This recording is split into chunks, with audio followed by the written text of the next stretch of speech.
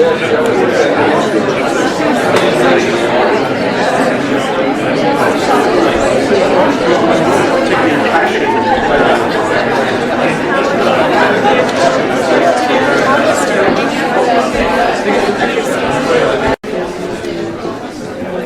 evening.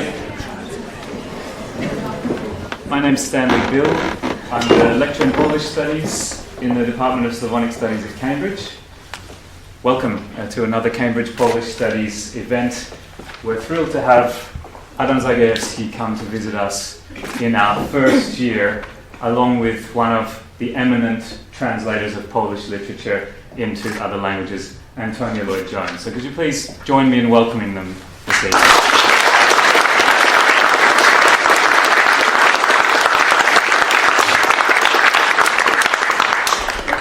Adam Zagajewski was born in Lwów in 1945. For those of you who know Polish history, it's a significant time and a significant place. Lwów, of course, today is in the west of independent Ukraine, and Poland has shifted several hundred kilometers to the west, one might say. Adam Zagajewski grew up in Gliwice, in Silesia, and spent, one might say, the formative years of his life in the beautiful student city of Kraków, where he studied psychology. He published his first volume of poetry entitled Komunikat in 1972, and he became part of an important movement known as the New Wave, or Nowa Fala, kind of often described as an angry poetry of protest, often focused on the everyday, but seeking to reclaim the Polish language from the official language of propaganda and lies.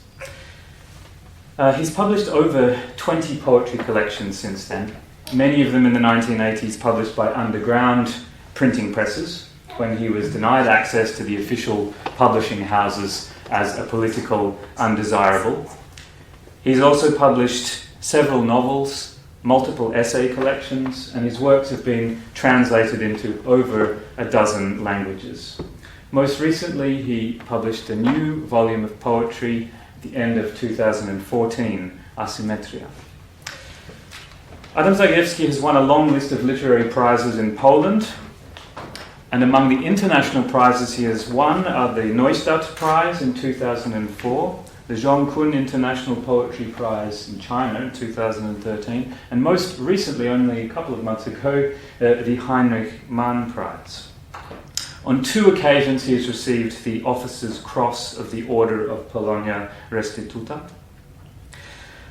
And I'd like to also say, and this hopefully won't make Adam too angry, that many people believe that he has been and will continue to be a candidate for another literary prize based in Sweden, which I won't name. I won't say anything about Adam Zagajewski's poetry, but to conclude my introduction, I'd like to read one of his poems myself, a poem not ostensibly about poetry, but one I think that might say something about it. And I read it in Claire Kavanagh's fine translation. Where the Breath Is. She stands alone on stage and has no instrument. She lays her palms upon her breast, where the breath is born and where it dies. The palms do not sing, nor does the breast. What sings is what stays silent. Please welcome Adam Zagajewski.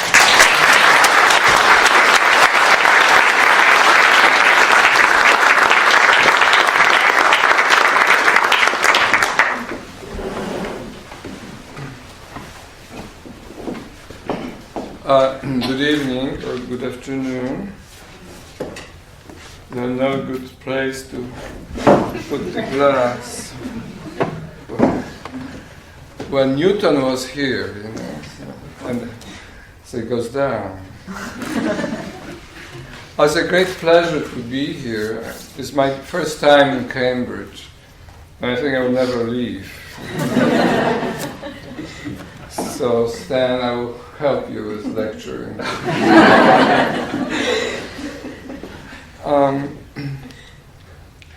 Okay, I will read maybe for 30 minutes or a little more, if you can stand it. And then you can ask a few questions, if you wish. I will start with a few poems from the collection Unseen Hand. So almost all translations are by Claire Kavanagh, as Stan mentioned. There's one poem translated by Antonia Lloyd-Jones, so I will read it, of course. But first, these few poems from Unseen Hand. I'll start with a short childhood poem called The Last Stop. Do you hear me okay? The Last Stop. The tram rambled past red houses. The wheels in mining towers whirled like carousels in fairgrounds.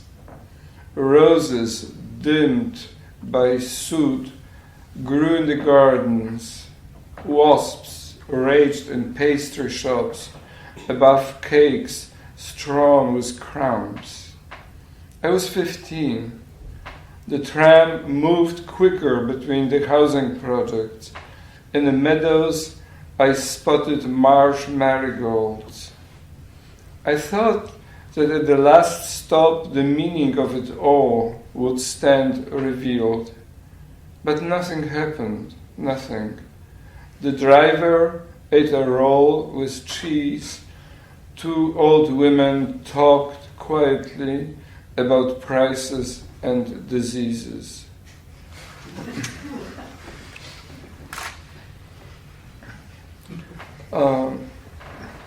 It's maybe not very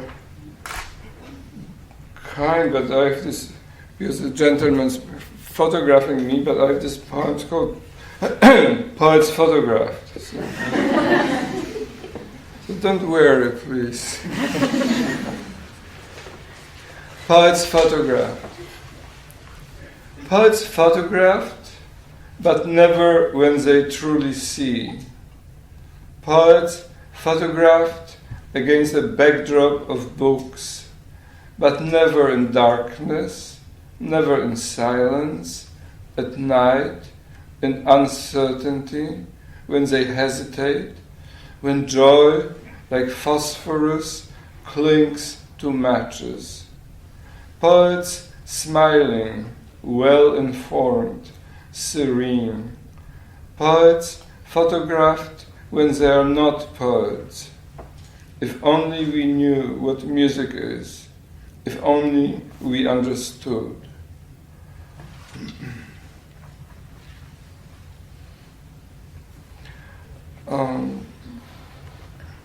I've written several poems, self-portrait poems, which my wife says is a sign of narcissism. But I always tell her, no, it's art.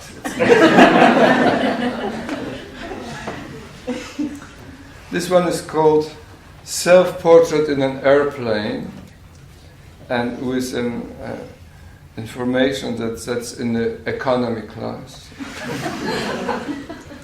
Crouched like an embryo, crushed into the narrow seat, I try to remember the scent of fresh-cut hay when wooden carts descend in August from the mountain meadows, lurching down dirt roads, and the driver cries out, as men always do when they panic.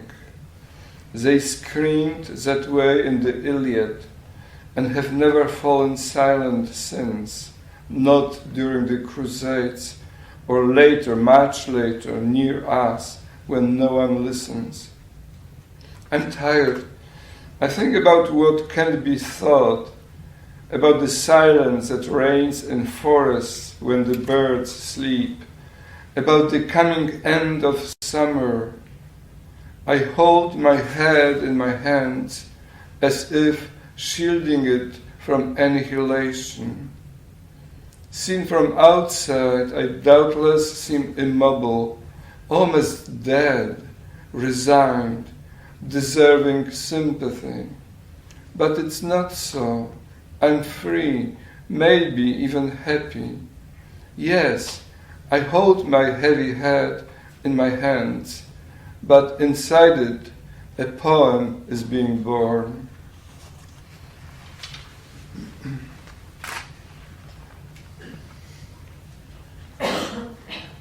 Now a poem about my father, who had a very long life. He died at almost 100, but the last years were very hard for him. He lost his memory in the last several years. So this poem is called The Green Windbreaker. When my father strolled through Paris, often in the green windbreaker that he had ordered tailor-made, one of the few luxuries in his rather modest life, when he spent long hours in the Louvre, studying the paintings of Corot and other lesser masters from centuries past, I didn't yet know, I couldn't know, how much distraction lay hidden in the years just then approaching, as if that green windbreaker brought him ill luck. But now I begin to recognize, to suspect, that catastrophe had been stitched into all his clothing, regardless of size or shape, and even the greatest master painters could offer him no assistance.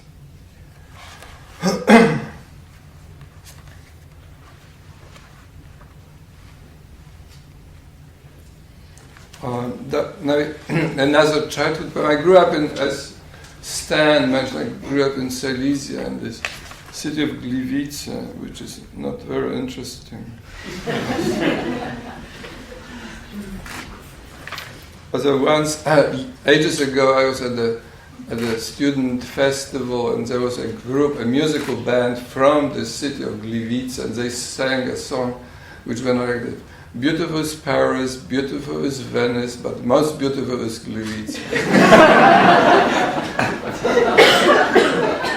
I was not convinced. Also, this poem is called Piano Lesson. Piano lesson at the neighbors, Mr. and Mrs. J. I am in their apartment for the first time, which smells different from ours. Ours has no smell, or so I think. Everywhere carpets, thick Persian carpets. I know that they are Armenians, but don't know what that means. Armenians have carpets. Dust wanders through the air imported from Lvov, medieval dust. We don't have carpets or Middle Ages. We don't know who we are, maybe wanderers. Sometimes I think we don't exist, only others are. The acoustics are great in our neighbor's apartment. It's quiet in this apartment. A piano stands in the room like a lazy, tamed predator, and in it, at its very heart, dwells music's black ball. Mrs. J told me right after the first or second lesson that I should take up languages since I showed no talent for music. I show no talent for music. I should take up languages instead. Music will always be elsewhere, inaccessible, in someone else's apartment. The black ball will be hidden elsewhere, but there may be other meetings, revelations. I went home, hanging my head, a little saddened, a little glad, home where there was no smell of Persia, only amateur paintings, watercolors, and I thought with bitterness and pleasure that I had only language, only words, images, only the world.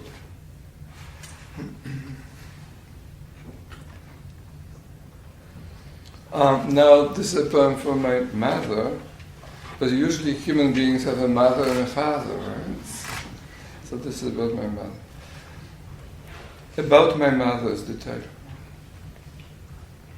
I could never say anything about my mother, how she repeated, "You will regret it one day, when I'm not around anymore," and how I didn't believe in either "I'm not" or "anymore."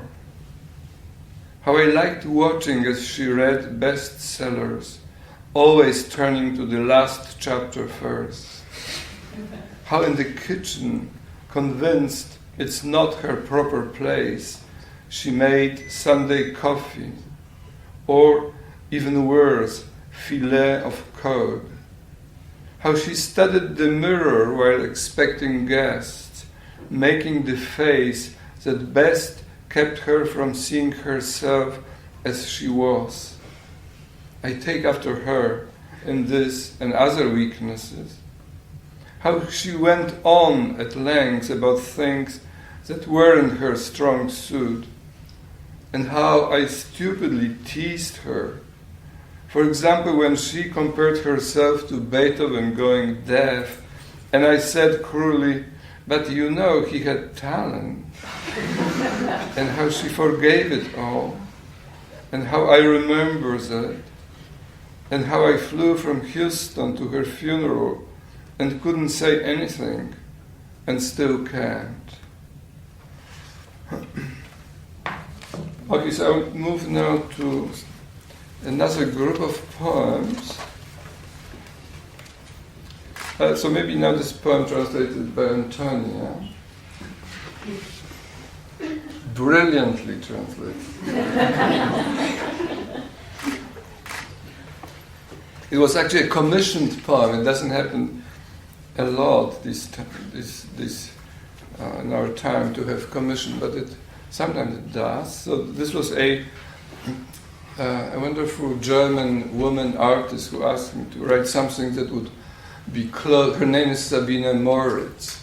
She's the wife of Gerhard Richter, and sometimes she suffers from being the wife of a very famous artist. But sometimes she rejoices. I don't know. Anyway, this poem is called Iron Ships.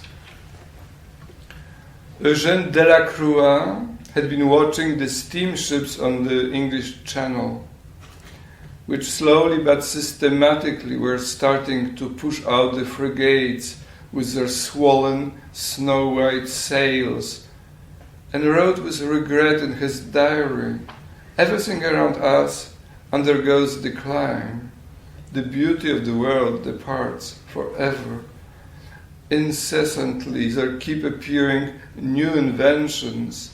Maybe they're useful, but they're infinitely boring, such as the iron railroads, locomotives heavy as a headsman's hand. While he painted handsome horses and furious lions, and their muscles tensed under their short coats, and the uniforms of spahis, plenty of red, which blood can give, or exotic fabrics, and the light dancing on a saber's blade. And then all that was left were machines, grey machines and splashes of oil on the sand, on sawdust, and also blood. There's plenty of the new reality, and what was marvelous has now become shy. It's hard to track down, to remember, to record, and yet soaring white multi-story clouds, proud and arrogant cumulus, go sailing over France, over Germany, over Poland. They go sailing over us and hiding Within them are loyal migratory birds, the cranes and finches. Living in them are swallows, orioles and swifts, and also airborne iron ships, which either kill us or save us. Ever hovering over us are death and salvation. She made a series of drawings and paintings on helicopters, so this is why these are iron ships. Now this is an elegy for a woman who was our neighbor in Krakow. She was not young, she was Jewish, she had an immense charm, and she was a wonderful person. And so I wrote, a few months after she died, I wrote this poem for her. It's called Ruth, in memory of Ruth Buczyńska. She survived the war in Tarnopol, in darkness and in semi-darkness and fear. She was afraid of rats and heavy boots, loud conversations, screams. She died just now in darkness, in a hospital ward's white quiet. She was a Jew. Sometimes she didn't know what that meant. It's simple and incomprehensible, like algebra. At times, she tried to work it through. The Gestapo knew exactly what it meant to be a Jew. The great philosophical tradition helped. Definitions sharp as knives, direct as a Buddhist arrow. She was beautiful. She should have died then, like the other men and women, vanished without a trace, gone without elegies, like so many others, like the air. But she lived a long time in daylight, in the sun, in the daily air, the oxygen of ordinary Krakow. Sometimes she couldn't understand what it meant to be beautiful. The mirror kept still. It didn't know the philosophical definitions. She didn't forget those other times, but hardly ever spoke of them. Once only she told this story. Her beloved cat wouldn't stay in the ghetto. Twice it went back to the Aryan side at night. Her cat didn't know who Jews were, what the Aryan side meant. It didn't know, so it shot to the other side like an arrow. Ruth was a lawyer and defended others. Maybe that was why she lived so long, because there are many others and they need defending. Prosecutors multiply like flies, but the defenders are few. She was a good person. She had a soul. We seem to know what that means.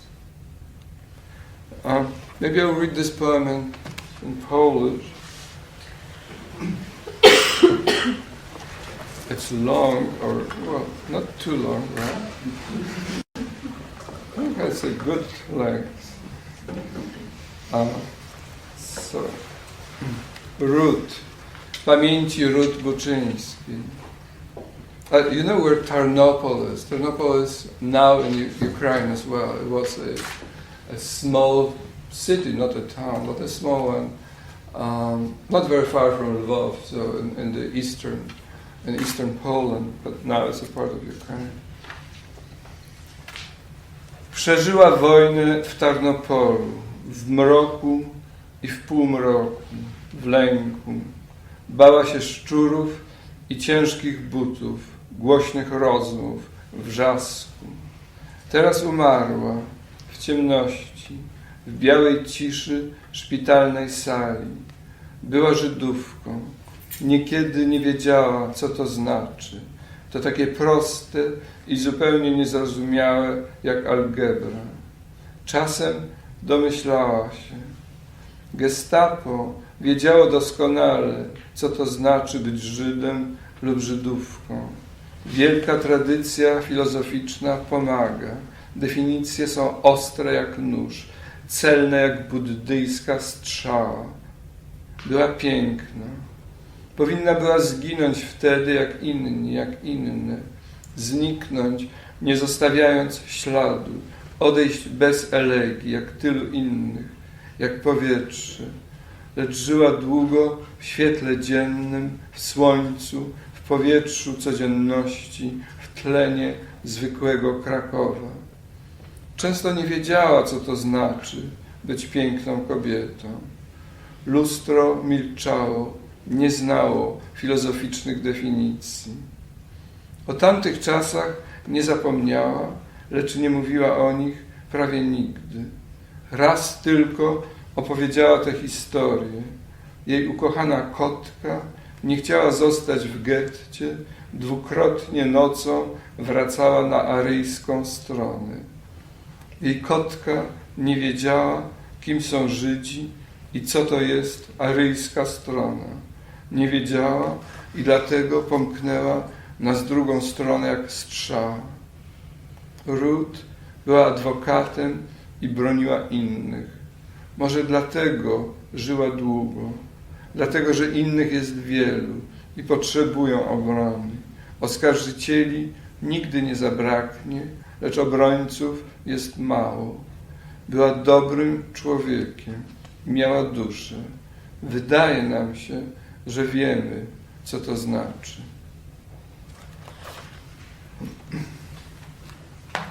Now, maybe there's a poem which needs a, not to remember, I teach sometimes in Chicago, at the University of Chicago, although I never can understand what a poet can teach. But that's a different matter, so we can discuss it. The University of Chicago is in the south of Chicago, which is kind of a dangerous place, and it's called Hyde Park. The neighborhood is called Hyde Park. And there's a kind of a mantra, which a kind of satirical one, where because the students of the University of Chicago are sort of accused of, or the university, that this university is a place where fun comes to die, which probably could be said about Cambridge as well. And it is a kind of very ambivalent thing. And I mentioned here a German poet who's one of my favorite poets, Gottfried Benn, who lived between 1886 and 1950. I remember the dates because he was really one of my beloved poets. And he was a dermatologist, which I always find a perfect combination for a poet. To be a dermatologist, not to teach, but to do something positive. Anyway, this poem's called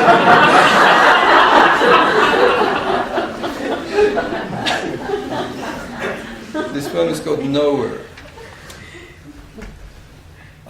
It was a day nowhere.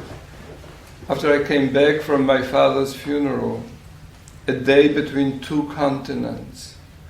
I was lost, and I walked in the streets of Hyde Park, listening to scraps of American voices.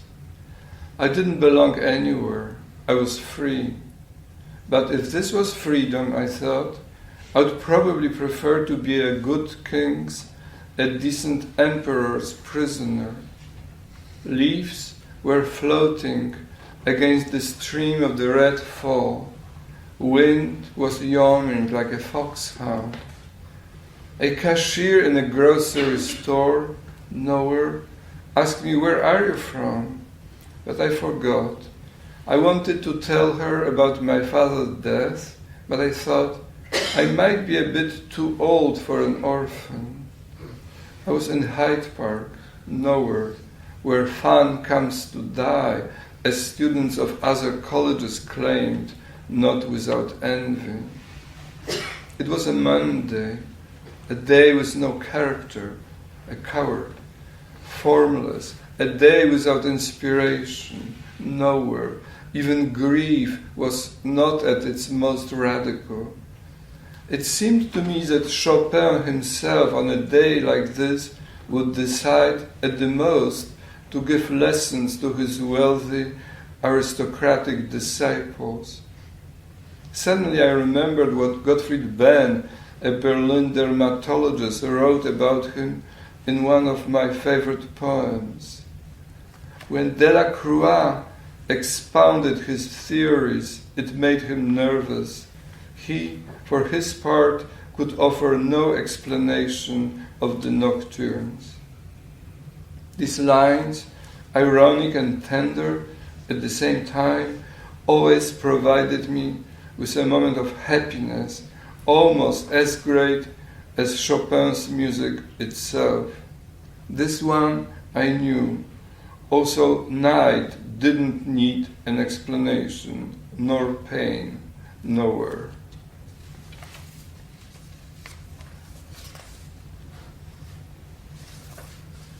And this is now another poem. My mother was studying law before the war in Lviv,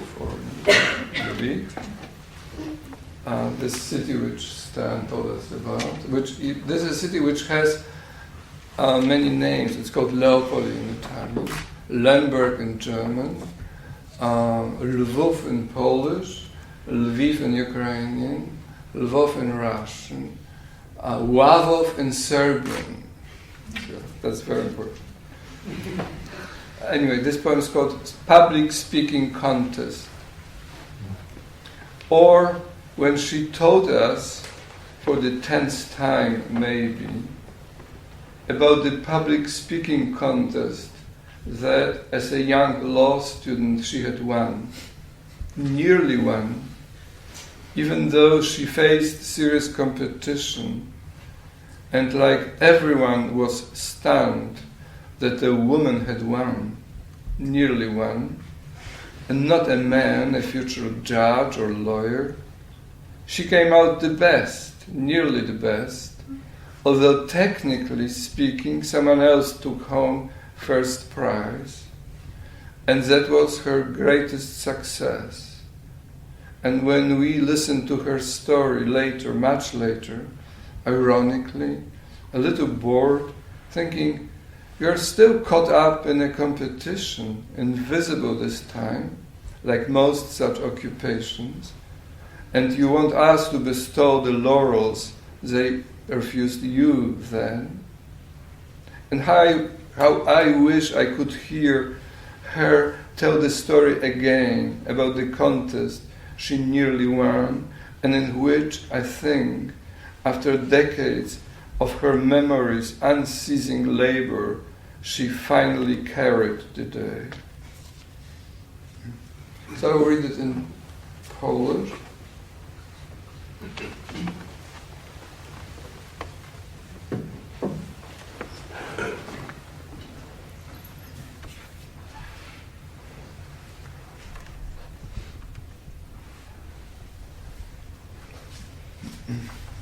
Konkurs. Albo kiedy nam opowiadała chyba po raz 10 o konkursie krasomówczym, który wtedy jeszcze młoda studentka prawa wygrała, prawie wygrała, mimo że miała poważnych przeciwników i jak wszyscy byli zaskoczeni, że to kobieta zwyciężyła, prawie zwyciężyła, a nie mężczyzna, przyszły adwokat czy sędzia. Okazała się najlepsza, prawie najlepsza, chociaż formalnie komuś innemu przyznano pierwszą nagrodę. I to był jej największy sukces.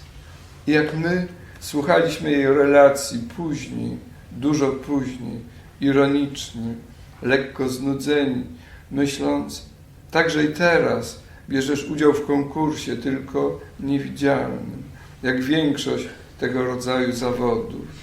I chciałabyś od nas otrzymać laur, którego wówczas ci odmówiono.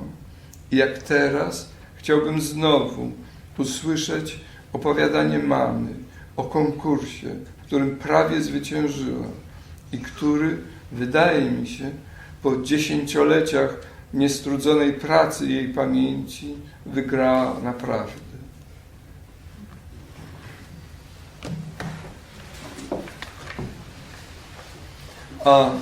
Now there's a poem I wrote in English, so you have to be very tolerant.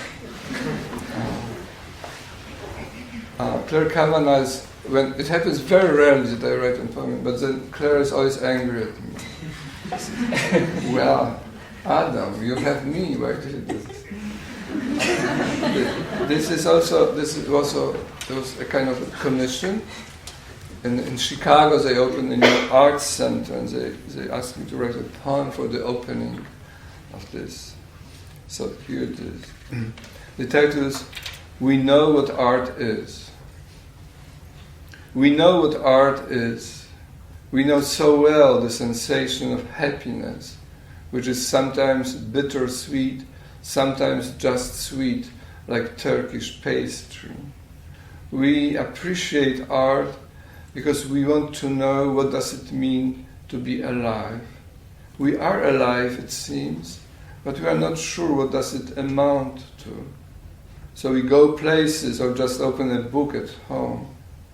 We remember a moment of epiphany in front of a painting, the color of the sky the day it happened. We tremble when a cellist plays Bach's suites and when the piano sings.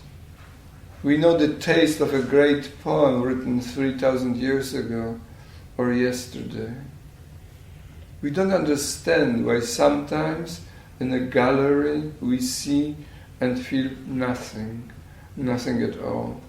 We don't know why some books exhale the odor of forgiveness and others keep their anger for centuries. We know and then we forget. We are not sure why some artworks are shut down like Italian museums on a day of Chopin strike. Why our souls sometimes shut down like Italian museums on a day of Chopin strike. Why is art silent when terrible things come about and we don't need it even then? Because terrible things seem to fill the world completely, entirely. We don't know what art is. So actually it's not a good poem for the opening.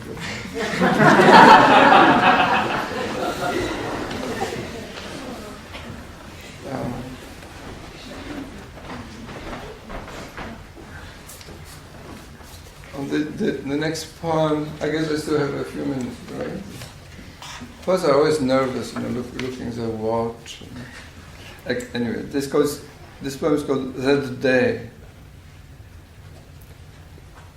That day when word comes that someone close has died, a friend or someone we didn't know but admired from afar.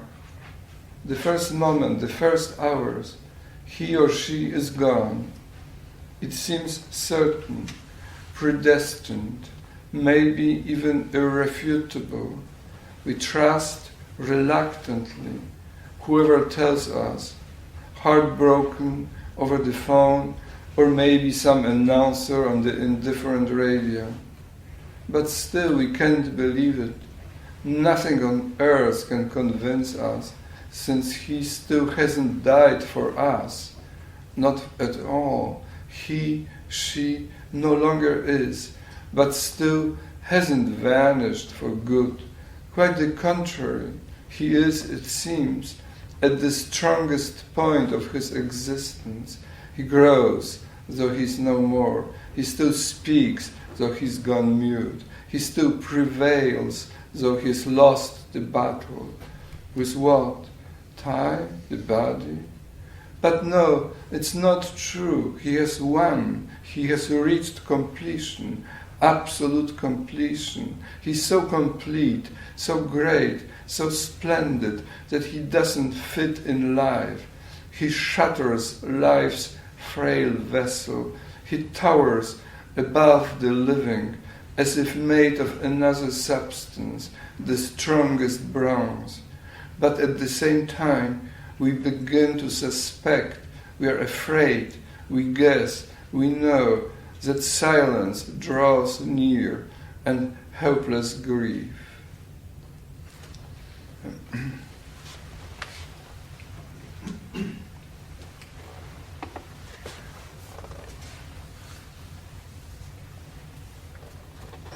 Now, there's a poem. You know who Werner Heisenberg was, right? The famous German physicist, and I have no.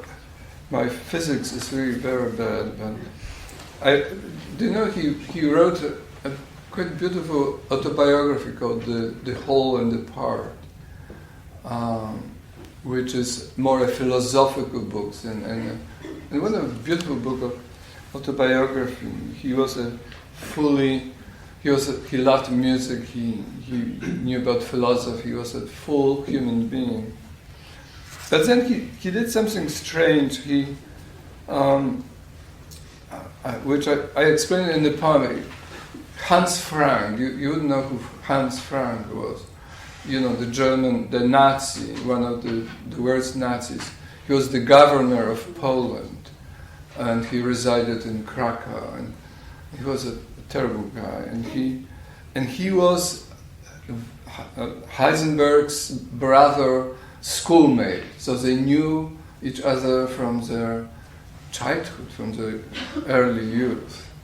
And in 1943, Hans Frank invited Heisenberg to give a lecture on physics in Krakow in December 43. And I just imagine, the total hopelessness of December 43 in Krakow and the visit of this otherwise wonderful man in Krakow. And the title is 1943, Werner Heisenberg pays a visit to Hans Frank in Krakow. It was a difficult visit, though elementary particles never commented on current events. Hans Frank, a refined connoisseur of art, a murderer, was his older brother's classmate. What they shared was love for music. You don't choose your brother and his friends. He didn't quite know why Frank chose the royal castle for his residence in Krakow. The passerby seemed to him so sad. They moved like black puppets. Clouds were gloomy and silent. The city like a frosted mirror. It was December, a frosted month. Elementary particles never said a word. He gave a lecture for Germans only. He could understand these clouds, this mirror. Luckily, other things absorbed him soon. His homeland was on fire. This was not his homeland. Dark streets, leafless trees, chill in the air, women muffled in shawls and scarves. It must have been a dream. In his autobiography, he left out this episode, meaningless after all. What's inarticulate should remain so. So he thought.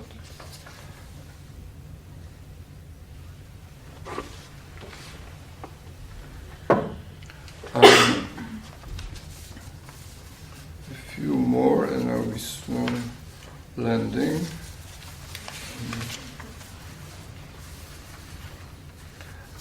This is a poem called Chacon. You know, Chacon is originally a dance, chacona, and then a musical form.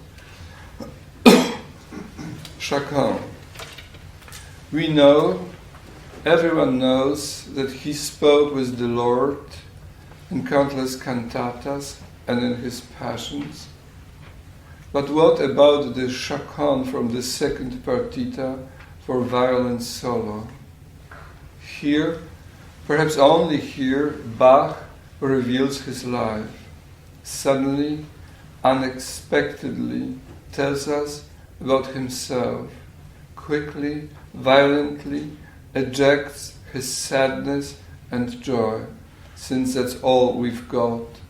His despair after his wife's and children's death.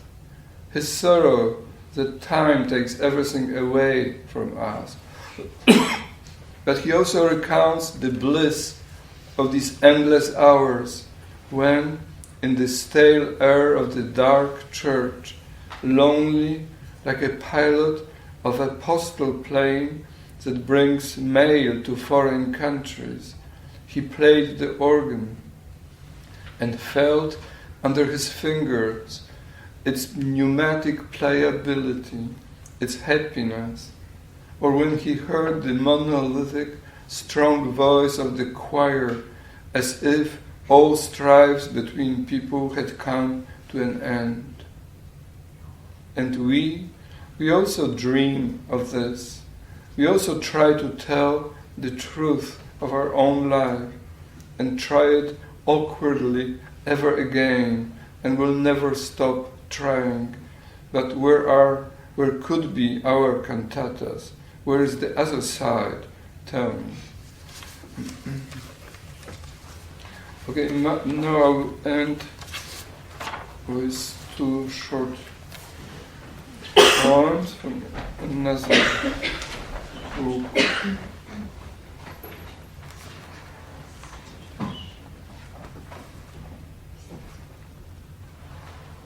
The first is called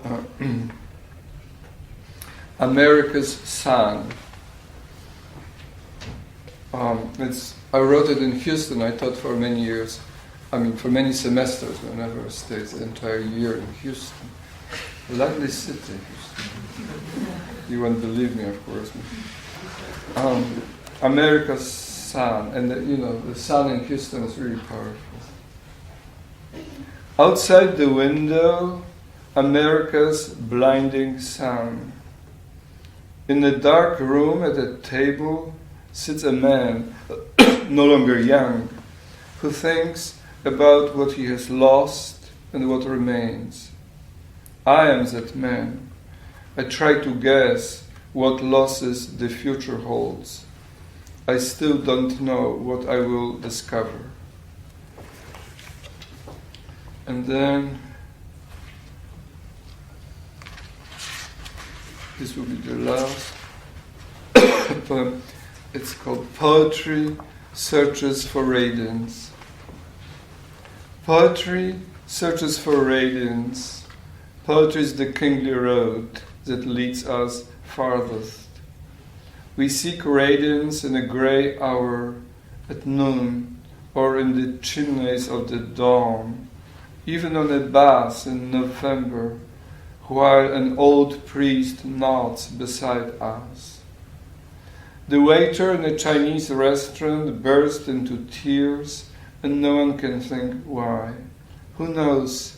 This may also be a quest, like that moment at the seashore when a predatory ship appeared on the horizon and stopped short, held still for a long while. And also moments of deep joy and countless moments of anxiety. Let me see, I ask. Let me persist, I say. A cold rain falls at night. In the streets and avenues of my city, quiet darkness is hard at work. Poetry searches for radiance. Thank you.